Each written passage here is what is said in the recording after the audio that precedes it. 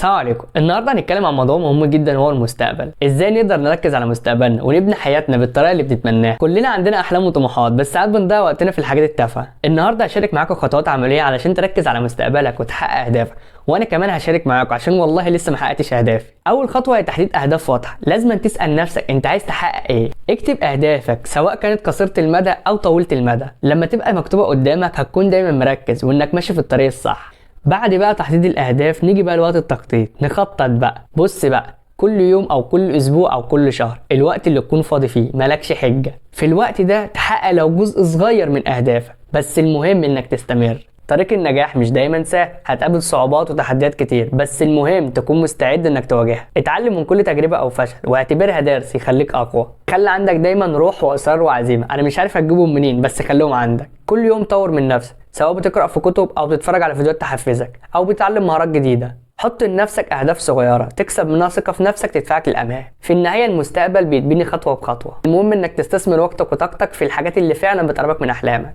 وكده خلصنا النصايح. الناس اللي وصلت معانا لحد هنا انتوا احسن ناس، بس ما تنسوش تعملنا لايك واشتراك. سلام.